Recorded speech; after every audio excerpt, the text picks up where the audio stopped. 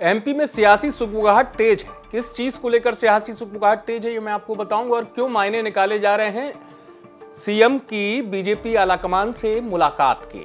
CM के BJP आलाकमान से मुलाकात के मायने मध्य प्रदेश में कई परिप्रेक्ष्य में निकाले जा रहे हैं। उनमें से एक बात यह भी है, क्योंकि अभी चर्चा ये हुई थी कि रामनिवास रावत तो मंत्री बन गए, कमलेश शाह मंत्री बनेंगे या नहीं बनेंगे, यानी मंत्रिमंडल का विस्तार होगा या नहीं होगा।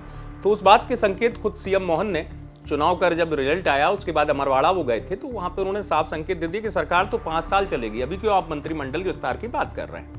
यानी क्या सीएम का संकेत इस तरफ है कि मंत्रिमंडल विस्तार नहीं होगा, जिसकी बात आ भी रही है। लेकिन यदि मंत्रिमंडल का विस्तार नहीं हो रहा है तो क्या मध्य प्रदेश में कुछ मंत्रियों के विभाग बदले जा सकते हैं? जी हां, इसको लेकर जरूर सियासी मायने निकाले जा रहे हैं और इस बात की संभावनाएं जताई जा रही हैं। वो इसलिए कि यदि मंत्रिमंडल का विस्तार नहीं होता है तो उसके 2 कारण हो सकते हैं कि या तो रामनिवास रावत को वो विभाग मिलेगा, क्योंकि उनको विभाग दिया नहीं गया, या तो वो विभाग दिया जाएगा जो सीएम के पास अतिरिक्त तौर पर है, उनमें से कोई विभाग मिल सकता है रामनिवास रावत को, चाहे वो खनिज हो या उद्योग मंत्रालय हो। लेकिन अगर ये 2 मंत्रालय नहीं मिलते हैं तो फिर पुराने चेहरे उनके पास दमदार मंत्रालय हैं, तो क्या उनका मंत्रालय लेकर रामनिवास रावत को दिया जा सकता है? इससे भी इनकार नहीं किया जा सकता संभावनाओं के तौर पर।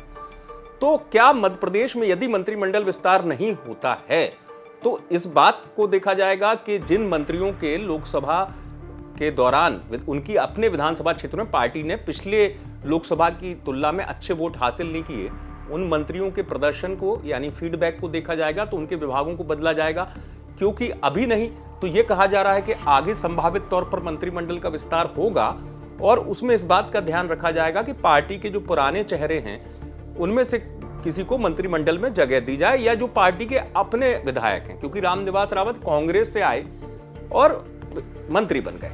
अब सवाल ये उठता है कि रामनिवास रावत के बाद कमलेश शाह या फिर कोई और, क्योंकि संभावना इस बात की कि बीजेपी के पुराने नेताओं की नाराजगी के चलते उनको मंत्रिमंडल में लिया जाएगा। लेकिन चूंकि जैसे मैंने आपको बताया कि सीएम ने पहले ही संकेत दिए कि मंत्रिमंडल विस्तार की इतनी जल्दी नहीं है, लेकिन हाँ विभागों में यह कहा जा रहा है कुछ दमदार मंत्रालय जो हैं उनमें कुछ परिवर्तन करते हुए विभाग किसी और मंत्री को दे दी जाए, उनके विभाग किसी और मंत्री को दे दी जाए, इस बात की संभावनाएं जताई जा रही है। हालांकि सियासी सुगबुगाहट होगा, देखना है कि क्या मध्य प्रदेश मंत्रिमंडल का विस्तार होगा या विभागों में फेरबदल, ये देखने वाली बात होगी। लेकिन आप देखते रहें एमपी तक।